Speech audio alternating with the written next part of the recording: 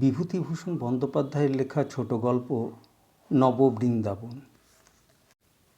কর্ণপুর সংসার ছাড়িয়া বৃন্দাবনে যাইতেছিলেন। সংসারে তাহার কেহই ছিল না। স্ত্রী ৫-৬ বছর মারা গিয়াছে।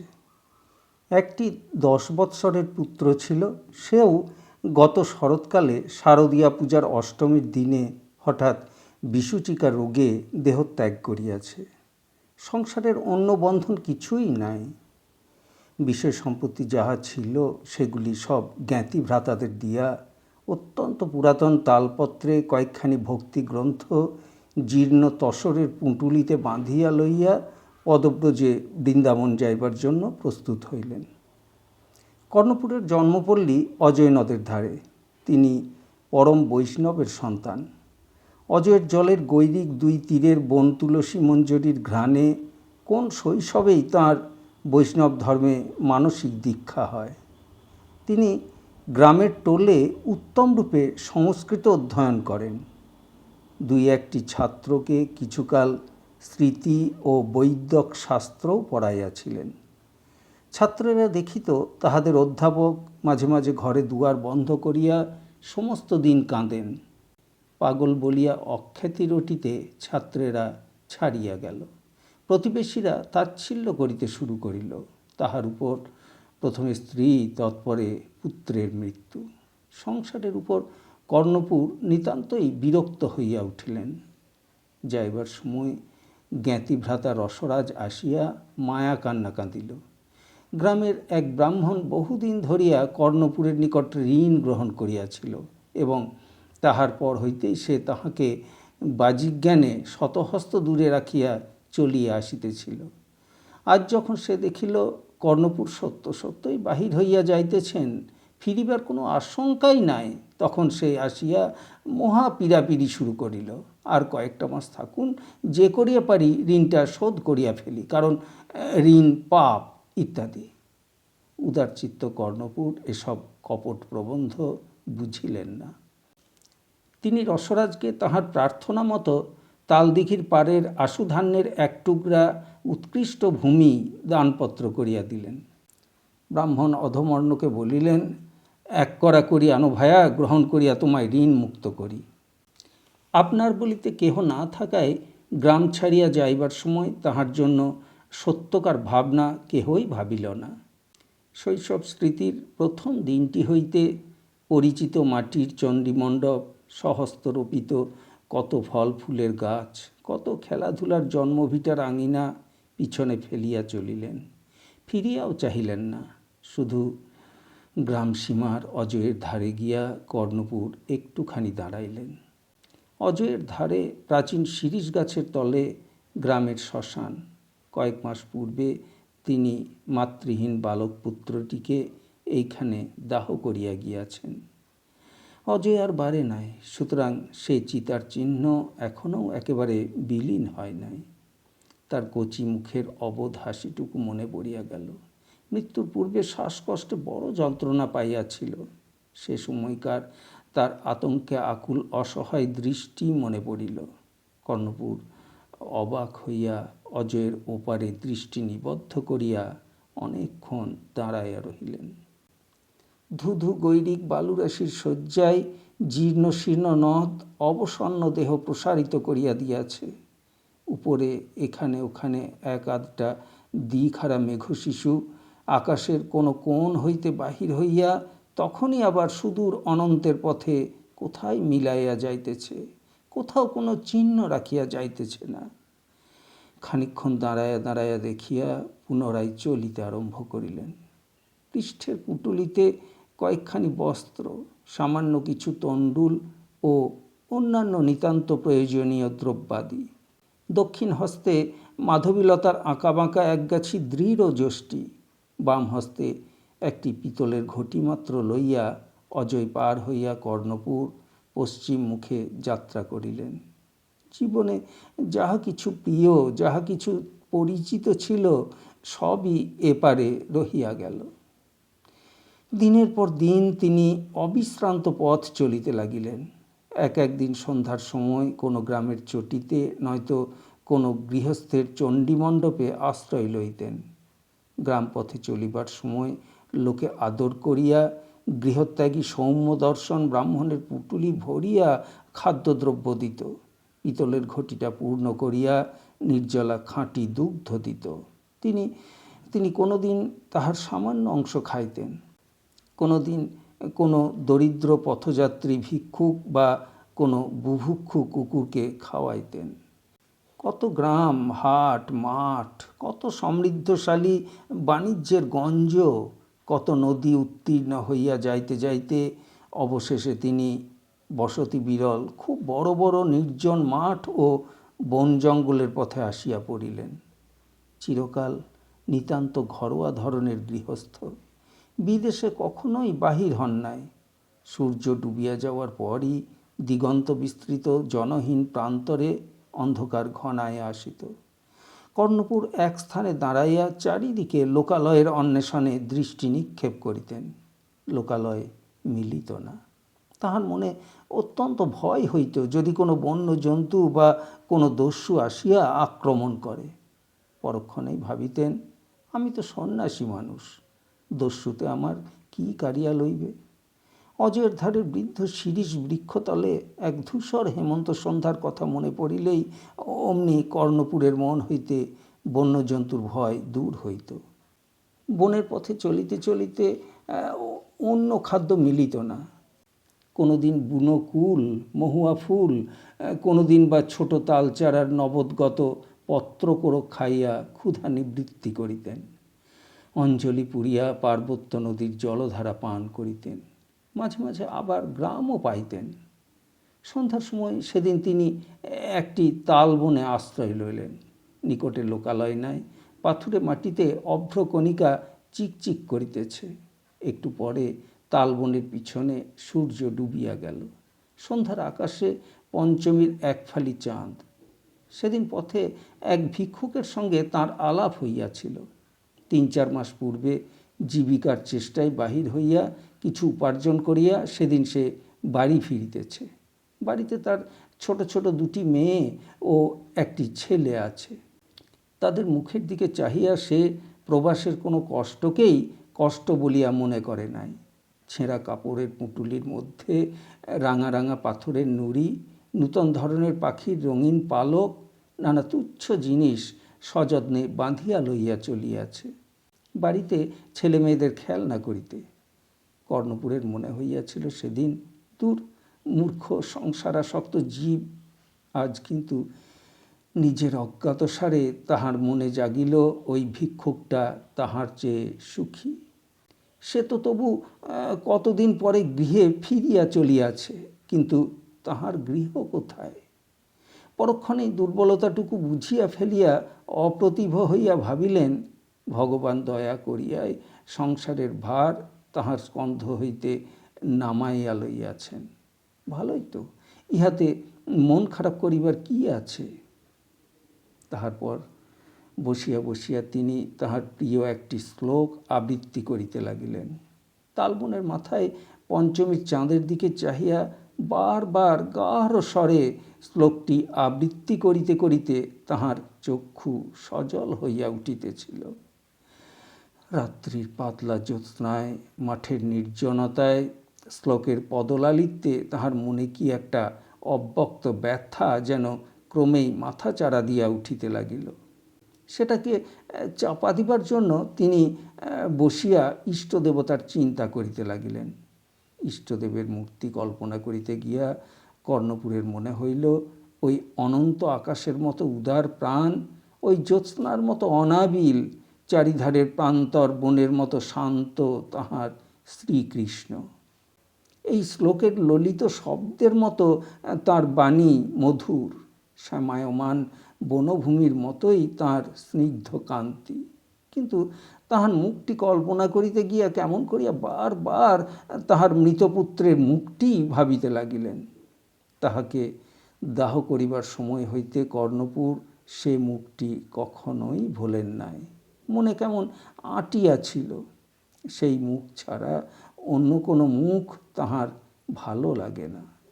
নিজের কাছে সম্পূর্ণভাবে স্বীকার না করিতে চাহিলেও কর্ণপুরের মনের গোপন কোণে এ কথা জাগিতেছিল, ইষ্টদেব যদি তাঁর পুত্রের রূপ ধরিয়া দেখা দেন তবে না সুখ, যদি কখনো দেখা পান তবে যেন পুত্রের সেই রূপেই পান।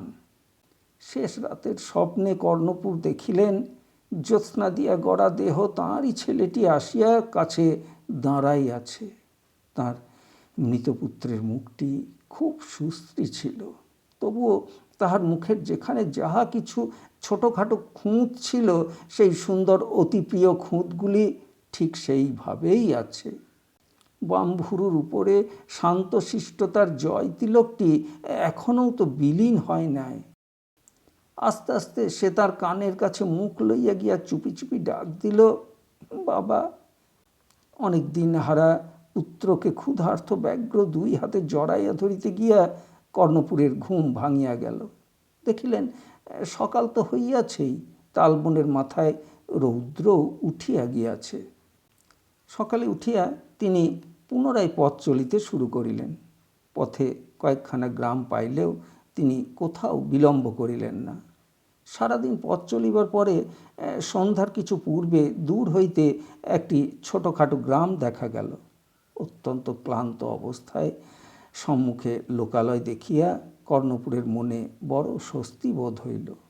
আশ্রয়স্থান সন্ধানে তিনি গ্রামের মধ্যে প্রবেশ করিলেন। গ্রাম প্রান্তের প্রথম ২-৪খানা বাড়ি ছাড়াইয়া গ্রামের ভিতর অল্প দূর অগ্রসর হইতে হইতেই গ্রামের দৃশ্য যেন কর্ণপুরের কাছে কেমন কেমন ঠেকিল। কোনো গৃহস্থ বাড়িতেই কোনো সারা শব্দ নাই, কোনো বাড়ি হইতেই রন্ধনের ধূম উঠিতেছে না, পথে পথিকের যাতায়াত নাই, জনপ্রাণী কোনো দিকে চোখে পড়ে না। অধিকাংশ গৃহস্থ বাটির বাহির দরজা খোলা, খোলা দরজা দিয়া চাহিলে বাটির ভিতর একখানা কাপড় পর্যন্ত দেখা যায় না।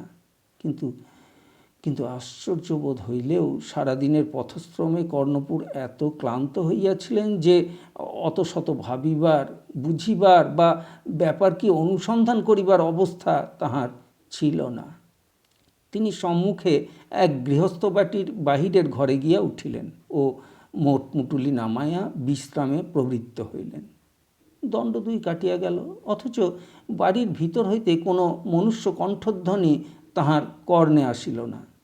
সম্মুখের পথ দিয়া এই ২ দণ্ডের মধ্যে মানুষ তো দূরের কথা, একটি গৃহপালিত পশুকে পর্যন্ত যাইতে দেখিলেন না। ততক্ষণে তিনি অনেকটা সুস্থ হইয়া উঠিয়াছিলেন। ভাবিলেন এই বাড়িটার মধ্যে ঢুকিয়া দেখা যাক লোকজনেরা কি করিতেছে। বাড়ির মধ্যে পায়ে পায়ে ঢুকিয়া যাহা তাহার চোখে পড়িল তাহাতে তিনি শিহরিয়া উঠিলেন। দেখিলেন ঘরের মধ্যে ৩টি মৃতদেহ পাশাপাশি পড়িয়া আছে। মৃত্যু অনেকক্ষণ পূর্বে ঘটিয়াছে বলিয়া মনে হয়। পাশের একটি ক্ষুদ্র কক্ষে গিয়া দেখিলেন গৃহতলে একটি স্ত্রীলোকের মৃতদেহ শয্যার উপর পড়িয়া আছে। মৃতদেহের পাশে একটি অনিন্দ সুন্দর গৌরবর্ণ শিশু খলবল করিয়া শয্যার পাশে বেড়াইতেছে ও ঘরের আড়া হইতে ঝুলিয়া পড়া একগাছি মাকড়সার জালের অগ্রভাগে দোদুল্যমান একটি মাকড়সার দিকে হাত বাড়াইয়া ধরিতে চাহিতেছে এবং আপন মনে হাসিতেছে।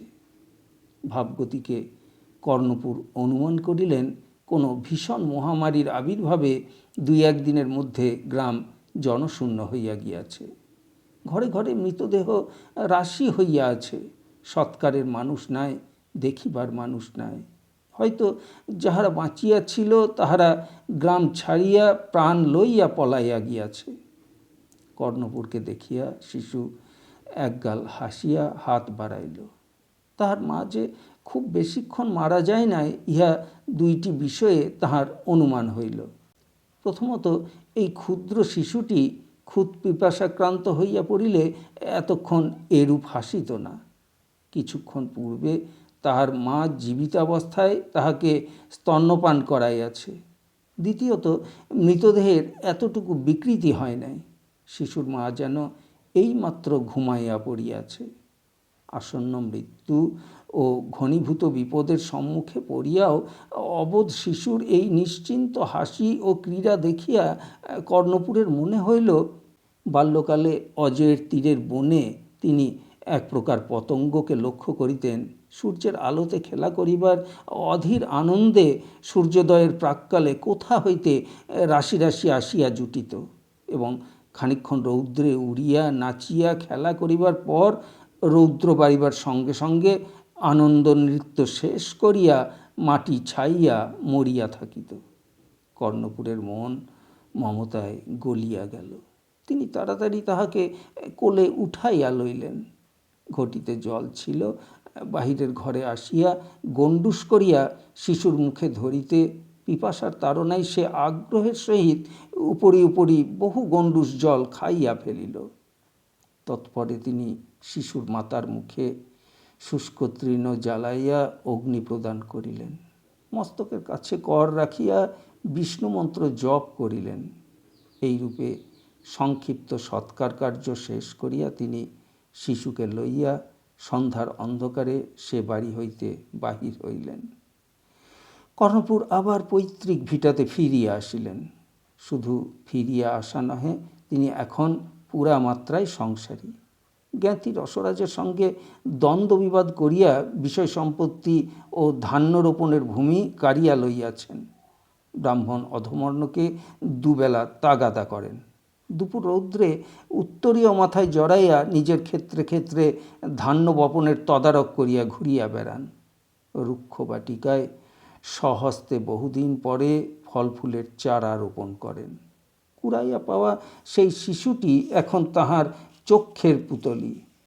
তাহাকে এক দণ্ড চোখের আড়াল করিতে পারেন না।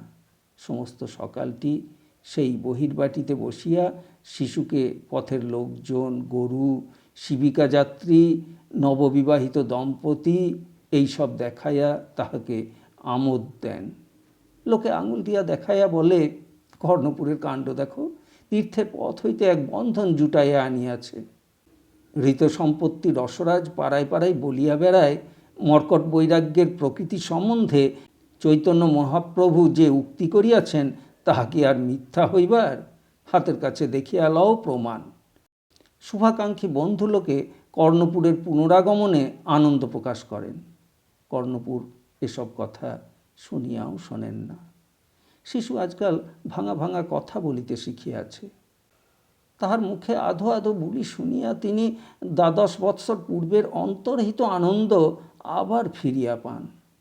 তারও আগের কথা মনে হয়, যখন তাহার নববিবাহিতা পত্নী প্রথম ঘর করিতে আসিয়াছিল। পিতা মাতা বর্তমানে প্রথম যৌবনের সেই সুখের দিনগুলো কত প্রভাতের বিহঙ্গ কাকুলির সঙ্গে, কত পরিশ্রম ক্লান্ত মধ্যাহ্নে প্রিয়ার হাতের অন্ন ব্যঞ্জনের সুঘ্রাণের সঙ্গে, অবসন্ন গ্রীষ্মদিনের শেষে উঠানের পুষ্পভার নত বাতাবি লেবু গাছটির সঙ্গে পুরাতন দিনের কত হাসি আনন্দের স্মৃতি জড়ানো আছে। তারপরে তাহার প্রথম পুত্রের জন্মোৎসব, স্বামী স্ত্রীতে মিলিয়া কোলের শিশুকে কেন্দ্র করিয়া কত সুখস্বর্গ গড়িয়া তোলা। আবার মনে হয় জীবনটাকে ২০ বছর পিছু হটাইয়া দিয়া কে যেন পূর্ব অভিজ্ঞতার পুনরাবৃত্তি করাইতেছে। শিশুকে সামলাইয়া রাখা দায় অনবরত হামাগুড়ি দিয়া দাওয়ার ধারে আসিতেছে। হঠাৎ একবার অত্যন্ত ধারে আসিয়া হাত পিছলাইয়া মুখ থুবড়াইয়া নিচে পড়িয়া যাইতে বসিয়াছিল। তাড়াতাড়ি আসিয়া কর্ণপুর ধরিয়া ফেলিলেন। কি একটা বিপদ ঘটিবার অজানা ভয়ে পতনোন্মুখ শিশুর অবোধ চক্ষু দুটি ডাগর হইয়া উঠিয়াছে। এ নিজের ভালোও বুঝে না। এই ভাবনায় তাহার মন এই ক্ষুদ্র বালকের দিকে অত্যন্ত আকৃষ্ট হয়। বন্ধন এইরূপ করিয়াই জড়ায়। ক্রমে ক্রমে কয়েক বৎসর হইয়া গেল। শিশু এক্ষণে ৭-৮ বৎসরের বালক। তাহার দুষ্টামির জ্বালায় কর্ণপুর দিনে রাত্রে এক দণ্ড শান্তি পান না। এখানকার দ্রব্য ওখানে লইয়া গিয়া ফেলে, কখন কি করিয়া বসে। নিষিদ্ধ কার্য করিতেই তাহার আগ্রহ সর্বাপেক্ষা বেশি। বর্ষার দিনে কর্ণপুর তাহাকে ঘরের মধ্যে বসাইয়া পড়ান। পড়িতে পড়িতে সে ছুটি লইয়া অল্পক্ষণের জন্য বাহিরে যায়। অনেকক্ষণ আসে না দেখিয়া কর্ণপুর দাওয়ায় আসিয়া দেখেন বালক অবিশ্রান্ত বর্ষণের মধ্যে উঠানের এ প্রান্ত হইতে ও প্রান্তে মহা খুশির সহিত নাচিয়া বেড়াইতেছে। কর্ণপুর তিরস্কারের সুরে বলেন, ছি বাবা নীলু, দুষ্টুমি করো না, উঠে এসো। আদর করিয়া বালকের নাম রাখিয়াছেন নীলমণি। বালক বর্ষণ ধৌত সুন্দর মুখখানি উঁচু করিয়া হাসি মুখে দাওয়ায় উঠিয়া আসে। শাসন করিতে কর্ণপুরের মন সরে না। মনে ভাবেন, কোথায় ছিল এর পাত্তা? সে সন্ধ্যাবেলায় যদি উঠিয়ে না আনতাম, মুখে জলের গণ্ডূষ না দিতাম, তবে। মমতায় তাহার মন আর্দ্র হইয়া পড়ে।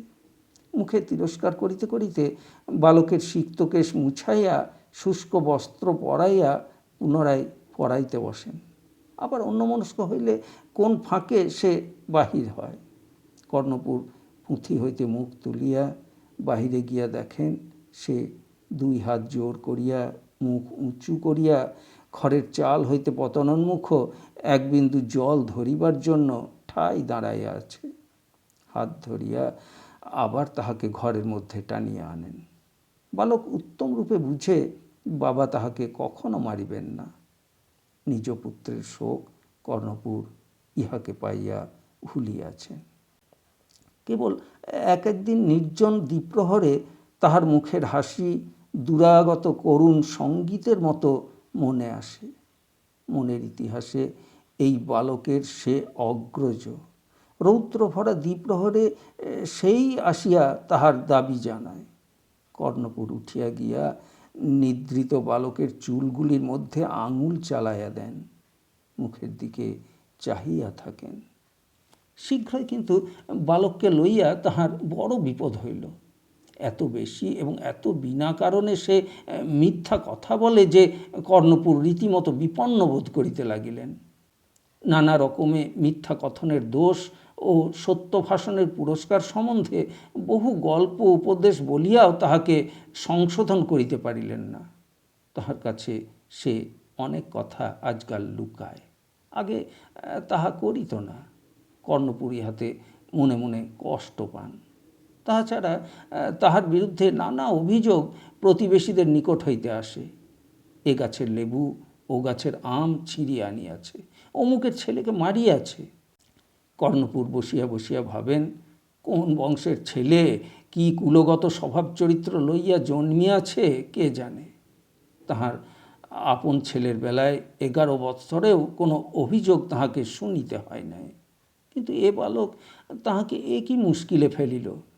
ধর্মভীরু সরল স্বভাব কর্ণপুর বালকের এসব ব্যাপারে মনে মনে বড় ব্যথিত হন। তাহার ভবিষ্যৎ কি হইবে ভাবিয়া সময় সময় ভীত হইয়া পড়েন। বাল স্বভাব সুলভ চপলতা বলিয়া উড়াইয়া দিতে গিয়াও মনে মনে অস্বস্তি বোধ করেন। ভাবেন, উঠন্তি মূল পত্তনেই চেনা যায়। কোন বংশের ছেলে ঘরে আসিল, কি জানি গতি কি দাঁড়াইবে। অন্য সময় বসিয়া বসিয়া ভাবেন, তাহার অবর্তমানে বালকের ভরণ পোষণের কি হইবে। যদি মানুষ করিয়া দিয়াও মারা যান, তাহা হইলেও একটা এমন ব্যবস্থা করিয়া যাইতে চাহেন যাহাতে তাহার ভবিষ্যতে সাংসারিক কষ্ট না ঘটে। কোন জমির কি ব্যবস্থা করিবেন, কুৎসিত ব্যবসায় করিলে কিরূপ উপার্জন হইতে পারে ইত্যাদি চিন্তায় কর্ণপুর ব্যস্ত থাকেন। এক এক সময় হঠাৎ যেন আত্মবিস্মৃতি ঘটিয়া যায়, বিষয় চিন্তা। মনে মনে ভাবেন, এসব কি আসিয়া জুটিল। সারাদিনে একদণ্ড ইষ্ট চিন্তা করিতে পাই না। প্রৌঢ় বয়সে এ দুর্দৈব মন্দ নয়। প্রতিবেশী রঘুনাথ ভট্টাচার্য অভিযোগ করলেন, কর্ণপুরের পালিত পুত্র তাহার বাড়ির ময়না পাখির খাঁচা খুলিয়া পাখি উড়াইয়া দিয়াছে। বালক বাড়ি আসিলে কর্ণপুর জিজ্ঞাসা করিলেন, নীলু, শুনছি তুমি নাকি ওদের পাখি উড়িয়ে দিয়ে এসেছ? বালক বলিল, না বাবা, আমি না। একে অপরাধ লঘু নহে, তাহার উপর তাহার মনে হইল এ মিথ্যা কথা বলিতেছে। কর্ণপুরের ধৈর্যচ্যুতি হইল, তাহাকে খুব প্রহার করিলেন। তাহার বাবা তাহাকে মারিবেন বালক ইহা ভাবে নাই, কারণ বাবার হাতে কখনো সে মার খায় নাই। তাহার চোখের সেই বিস্ময় ও ভয়ের দৃষ্টি উপেক্ষা করিয়া কর্ণপুর তাহাকে হাত ধরিয়া দরজার কাছে লইয়া গিয়া বলিলেন, যাও, বাড়ি থেকে বেরো, দূর হও। মিথ্যা কথা যে বলে তার স্থান নেই আমার বাড়ি। বালকের ভরসাহারা দৃষ্টি তাহাকে তীক্ষ্ণ তীরের মতো বিঁধিল, কিন্তু তিনি দৃঢ় হস্তে দরজা বন্ধ করিয়া দিলেন। অর্ধদণ্ড পরে তাহার মন চঞ্চল হইয়া উঠিল। তিনি বহির্দ্বার খুলিয়া দেখিলেন সেখানে বালক নাই। তাহার নাম ধরিয়া ডাকিলেন, কিন্তু উত্তর পাইলেন না। বাড়ির এদিক ওদিক খুঁজিলেন, কোথাও দেখিতে পাইলেন না। নিকটবর্তী প্রতিবেশীদের বাড়ি খুঁজিলেন, কেহ তাহাকে দেখে নাই। কর্ণপুর অত্যন্ত উদ্বিগ্ন হইলেন। সন্ধ্যাকাল, বেশি দূর কোথায় গেল? তিনি নিজের হাতে রন্ধন করিতেন। বালক ভর্ৎসনা সহ্য করিয়াছে, তাহার জন্য দুই একটা সে যাহা খাইতে ভালোবাসে এমন ব্যঞ্জন রন্ধন করিবার কল্পনা করিতেছিলেন। আজ রাত্রে মিষ্ট কথায় কি কি উপদেশ দিবেন ভাবিয়া রাখিয়াছিলেন। বালককে না পাইয়া তাহার প্রাণ উড়িয়া গেল। তন্ন তন্ন করিয়া পাড়ার সব বাড়ি খুঁজিলেন, কেহ সন্ধান দিতে পারে না।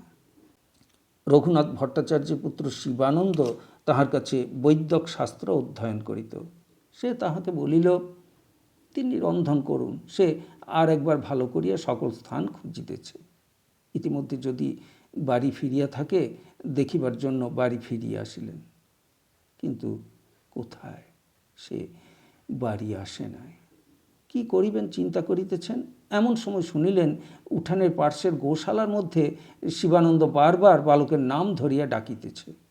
তাড়াতাড়ি গিয়া দেখেন গোশালায় রক্ষিত তৃণরাশির উপর বালক কখন ঘুমাইয়া পড়িয়াছিল। শিবানন্দের ডাকাডাকিতে নিদ্রাজড়িত চোখে উঠিয়া ব্যাপার কি ঘুমের ঘোরে হঠাৎ না বুঝিতে পারিয়া অর্থহীন দৃষ্টিতে চারিদিকে চাহিতেছে। কর্ণপুর তাহাকে হাত ধরিয়া উঠাইয়া আনিলেন, পরে খাওয়াইয়া বিছানায় শোয়াইয়া দিলেন। অভিমানে বালক তাহার সহিত অনেকক্ষণ কথা কহিল না। বহু আদরের কথা বলিয়া ও কাটোয়ার ফেনি বাতাসা কিনিয়া দিবেন অঙ্গীকার করিয়া কর্ণপুর তাহাকে প্রসন্ন করিলেন। সেদিন রাত্রে কর্ণপুর মনে মনে ভাবিলেন, কাল হইতে ইহাকে একটু একটু ভক্তিগ্রন্থ পাঠ করিয়া শোনায়, তাহা হইলে ক্রমে ক্রমে এ স্বভাবটা শোধরাইয়া যাইবে। পরদিন হইতে তিনি তাহাকে অবসর মতো নানা ভক্তিগ্রন্থ পাঠ করিয়া শোনাইতে আরম্ভ করিলেন। নরোত্তম ঠাকুরের প্রার্থনা মুখস্থ করাইয়া দিলেন। প্রতি সকালে উঠিয়া বালককে তাহার সম্মুখে আবৃত্তি করিতে হয়। ভাগবত হইতে শ্রীকৃষ্ণের বাল্যলীলা পড়িয়া শোনান। সন্ধ্যার সময় বসিয়া বালককে ডাকিয়া বলেন, ঠান্ডা হয়ে বসো, একটা গল্প করি। পরে মাধবেন্দ্র পুরী উপাখ্যান বর্ণনা করেন। মহাভক্ত মাধবেন্দ্র পুরী বৃন্দাবনে গিয়া শৈল পরিক্রমা করিয়া গোবিন্দকুণ্ডের বৃক্ষতলায় সন্ধ্যার অন্ধকারে নির্জনে বসিয়া আছেন। এক গোপাল বালক এক ভাণ্ড দুগ্ধ লইয়া আসিয়া পুরীর সম্মুখে ধরিয়া বলিল, তুমি কাহারও কাছে চাও না কেন? বোধহয় সারাদিন উপবাসী আছো, এই ধরো দুগ্ধ। পুরী আশ্চর্য হইয়া জিজ্ঞাসা করিলেন, তুমি কি করিয়া জানিলে আমি উপবাসে আছি? বালক মৃদু হাসিয়া বলিল, গ্রামের মেয়েরা জল লইতে আসিয়া তোমাকে দেখিয়া গিয়াছে। এখানে কেহ উপবাসী থাকে না, তাহারাই এই দুগ্ধ ভাণ্ড দিয়া আমাকে পাঠাইয়া দিয়াছে। ভাণ্ড রহিল, গরু দুহিয়া আসিয়া লইয়া যাইব। বালক চলিয়া গেল, কিন্তু ভাণ্ড লইতে আর ফিরিল না। রাত্রে পুরী স্বপ্ন দেখিলেন, সেই বালক আসিয়া নিকটবর্তী এক বনে তাহার হাত ধরিয়া লইয়া গিয়া বলিতেছে, দেখো পুরী, আমি বহুদিন হইতে এই বনের মধ্যে আছি। যবনের আক্রমণের ভয়ে আমার সেবক এইখানে আমায় ফেলিয়া রাখিয়া পলাইয়া গিয়াছে। কেহ দেখে নাই। শীত বৃষ্টি দাবানলে বড় কষ্ট পায়। তুমি আমার একটা ব্যবস্থা করো। অনেক দিন হইতে তোমার পথ চাহিয়া বসিয়া আছি। মাধব আসিয়া কবে আমার সেবা করিবে। মাধব পুরী মঠ স্থাপন করিয়া সেখানে শ্রীগোপাল বিগ্রহ স্থাপন করিলেন। পরবৎসর নীলাচল হইতে মলয়চন্দন আনিয়া বিগ্রহের অঙ্গে লেপন করিয়া দিবেন ভাবিয়া ঝাড়খণ্ডের পথে পুরী নীলাচল যাত্রা করিলেন। যাইতে যাইতে রেমুনাতে আসিয়া রাত্রিবাসের জন্য তথাকার গোপীনাথ বিগ্রহের মন্দিরে আশ্রয় লইলেন। তখন রাত্রি অনেক হইয়া গিয়াছে, ঠাকুরের ভোগের সময় উপস্থিত। কথায় কথায় পুরী মন্দিরের পূজারীকে জিজ্ঞাসা করিলেন, গোপীনাথের ভোগের কি ব্যবস্থা আছে? পূজারী বলিল, গোপীনাথের ভোগের জন্য অমৃতকেলি নামক ক্ষীর দ্বাদশ মুখপাত্র ভরিয়া সন্ধ্যার পর দেওয়া হয়। অমৃত সমান তাহার আস্বাদ। গোপীনাথের ক্ষীর বলিয়া তাহা প্রসিদ্ধ, অন্য কোথাও তাহা পাওয়া যায় না। কথা বলিতে বলিতে ভোগের শঙ্খঘণ্টা বাজিয়া উঠিল। পুরী মনে মনে ভাবিলেন, অযাচিতভাবে কিছু ক্ষীর প্রসাদ পাওয়া যায় না, তাহা হইলে কিরূপ আস্বাদ জানিয়া ওইরূপ ভোগ বৃন্দাবনের মঠে শ্রীগোপাল বিগ্রহের জন্যে ব্যবস্থা করি। ভাবিতেই পুরীর মনে লজ্জা হইল। শ্রী বিষ্ণু স্মরণ করিয়া তিনি তথা হইতে বাহির হইয়া গ্রামের হাটে আসিয়া বসিলেন। অযাচিত বৃত্তি পুরী বিরক্ত উদাস, অযাচিত পাইলে খান নহে উপবাস। রাত্রে গোপীনাথের পূজারী স্বপ্ন পান, গোপীনাথ স্বয়ং তাহাকে বলিতেছেন, দেখো, এই গ্রামের হাটে এক সন্ন্যাসী বসিয়া আছে, তাহার জন্য একখণ্ড ভোগের ক্ষীর ধরার আঁচলে ঢাকা রাখিয়া দিয়াছি। আমার মায়ায় তোমরা তাহা টের পাও নাই। সে সারাদিন কিছু খাই নাই। শীঘ্র মন্দিরের দ্বার খুলিয়া লইয়া গিয়া তাহাকে দিয়া এসো। পূজারী তখনই আসিয়া দ্বার খুলিয়া দেখিল, সত্যই বিগ্রহের ধরার অঞ্চলে এক পাত্র ক্ষীর চাপা আছে বটে। কে এমন মহাভাগ্যবান পুরুষ যাহার জন্য স্বয়ং ঠাকুর ক্ষীর চুরি করিয়াছেন? ক্ষীরপাত্র লইয়া পূজারী গ্রামের হাটে আসিয়া তাহাকে খোঁজ করিয়া বাহির করিলেন। মাধবপুরে একা অন্ধকার হাট চালাতে বসিয়া বসিয়া নাম জপ করিতেছিলেন। পূজারী তাহার হাতে ক্ষীরপাত্র তুলিয়া দিয়া পায়ের ধুলা লইয়া বলিল, ত্রিভুবনে তোমার সমান ভাগ্যবান পুরুষ নাই, পায়ের ধুলা দাও, উদ্ধার হইয়া যায়। তোমার জন্য স্বয়ং গোপীনাথ ক্ষীর চুরি করিয়াছেন। বালক এক মনে শান্তভাবে শোনে। বারবার সে তাহাকে প্রশ্ন করে, বাবা, কৃষ্ণ কোথায় থাকেন, বৃন্দাবনে? প্রতিদিন এক প্রশ্নে বিরক্ত হইয়া কর্ণপুর বলেন, হ্যাঁ হ্যাঁ থাকেন। ইহার পর হইতে সে সুর ধরে, বৃন্দাবন কোথায় বাবা, আমি বৃন্দাবনে যাব। কর্ণপুর ভাবিলেন, ইহার কিছুই হইতেছে না দেখিতেছি, আমার পরিশ্রম সবই পণ্ড হইতেছে। এ কিছুই বোঝে না, শুধু বাজে দুষ্টামির দিকে ঝোঁক। বারবার তাগাদায় বালক কর্ণপুরকে বিরক্ত করিয়া তুলিল। কিছুদিন পরে দূর গ্রামে তাহার এক ধান্যক্ষেত্রের কার্য ধরাইবার জন্য কর্ণপুরের সেখানে যাওয়ার প্রয়োজন হইল। পূর্ব হইতেই ঠিক করিয়াছিলেন, বালক যেরূপ দুষ্ট হইয়া উঠিয়াছে তাহাকে সঙ্গে লইয়া গিয়া চোখে চোখে রাখাই ভালো। এক কাজে দুই কাজ হইবে। কর্ণপুর বলিলেন, চলো নীলু, আমরা বৃন্দাবনে যাই। উৎসাহে বালকের রাত্রে নিদ্রাবন্ধের উপক্রম হইল। প্রতি রাত্রে সে জিজ্ঞাসা করে, যাইবার আর কয়দিন বাকি? গন্তব্যস্থানে পৌঁছিতে সন্ধ্যা হইয়া গেল। সেদিন রাত্রে শুইয়া সে কর্ণপুরকে বিরক্ত করিয়া তুলিল, আমি কৃষ্ণকে দেখতে যাব বাবা। কৃষ্ণ কোথায় গরু চড়ান বাবা? কাল সকালে উঠে যাব। পরদিন স্বীয় ধান্যক্ষেত্রে যাইবার সময় কর্ণপুর তাহাকে সঙ্গে করিয়া লইয়া গেলেন ও ক্ষেত্র হইতে কিছু দূরে পথের ধারে বসাইয়া রাখিয়া বলিলেন, এখানে চুপ করে বসে থাকো, কৃষ্ণ এই পথে যাবেন, উঠে এদিক ওদিক গেলে কিন্তু আর দেখতে পাবে না, চুপ করে বসে থাকো। সন্ধ্যার কিছু পূর্বে ক্ষেত্রের কার্য শেষ করিয়া কর্ণপুর বালককে লইতে আসিলেন। তাহাকে দেখিয়া সে মহা উৎসাহে বলিল, দেখেছো বাবা, এইমাত্র কৃষ্ণ গরুর পাল চড়িয়ে নিয়ে ফিরে গেলেন। তুমি এতক্ষণ কোথায় ছিলে? তুমি দেখতে পেলে না। কর্ণপুর বুঝিলেন নির্বোধ বালক গ্রামের রাখালদিগকে গরুর পাল লইয়া ফিরিতে দেখিয়াছে। বলিলেন, চলো বাড়ি চলো, আমি অনেক দেখেছি, তুমি দেখেছ তো, তাহলেই ভালো। তার পরদিন হইতে বালক প্রায়ই বাবার সঙ্গে মাঠে যায় ও পথের ধারে নির্দিষ্ট স্থানটিতে বসিয়া থাকে। রোজই বাপকে অনুযোগ করে, কেন বাবা এখানে সন্ধ্যার সময় থাকো না, কেন দেখো না? কোনো কোনো দিন বলে, কাল আমার দিকে চেয়ে কৃষ্ণ বললেন, আয় না গরু চড়াবি। আমি তোমায় না জিজ্ঞাসা করে যেতে পারিনি, যাব বাবা কাল। প্রতিদিন এক কথা শুনিয়া কর্ণপুরের মনে খটকা লাগিল। বালক যেভাবে কথাগুলো বলে তাহাতে মিথ্যা কথা বলিতেছে বলিয়াও মনে হয় না। ব্যাপারটা কি? একদিন বালককে বলিলেন, এবার সে সময় যেন তাহাকে সে ক্ষেত্র হইতে ডাকিয়া লয়, তিনিও দেখিবেন। সন্ধ্যার পূর্বে বালক ছুটিয়া আসিয়া উত্তেজিত কণ্ঠে বলিল, শিগগির এসো বাবা, কৃষ্ণ আসছেন। কর্ণপুর বালকের পাছু পাছু পথের ধারে গিয়া দাঁড়াইলেন। কোথাও কেহ নাই, মাঠের ধারে নির্জন পথ। কিন্তু বালক দুই হাত তুলিয়া মহা উৎসাহে বলিল, ওই দেখো বাবা, গরুর দল, ওই যে, ওই দেখো আসছেন। কর্ণপুর বলিলেন, কই, কোথায়? কোনো কিছুই তাহার চোখে পড়িল না। বালক বলিল, এইবার দেখেছ তো বাবা, দেখেছ কত গরু, ওই দেখো কৃষ্ণ কেমন পোশাক পরে।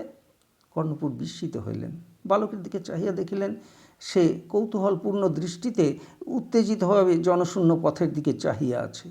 ভাবিলেন, ইহা মস্তিষ্ক বিকৃতির লক্ষণ নয় তো। হঠাৎ কিন্তু সেই নির্জন পথে কর্ণপুরের কানে গেল, সত্য সত্যই যেন একদল গরুর সম্মিলিত পদশব্দ হইতেছে, যেন অদৃশ্য একদল গরুকে তাড়াইয়া লইয়া যাইতেছে, এবং সঙ্গে সঙ্গে একটা অদৃশ্য বাঁশির তান তাহার সম্মুখের পথ দিয়া এক টানা বাজিয়া চলিয়াছে। খুব মৃদু বটে, কিন্তু বেশ স্পষ্ট। অপূর্ব মধুর তান, জীবনে সেরূপ কখনো তিনি শোনেন নাই। কর্ণপুরের সর্বশরীর শিহরিয়া রোমাঞ্চিত হইয়া উঠিল। বাঁশির সুর এক টানা বাজিতে বাজিতে দূর হইতে দূরে চলিয়া যাইতে লাগিল। ক্রমে দূরে, আরও দূরে গিয়া আমসি ফুলের বনের প্রান্তে মিলাইয়া গেল। বালক বলিল, দেখলে বাবা, আমি বুঝি মিথ্যে কথা বলি? কর্ণপুর চিত্রার্পিতের ন্যায় দাঁড়াইয়া রহিলেন।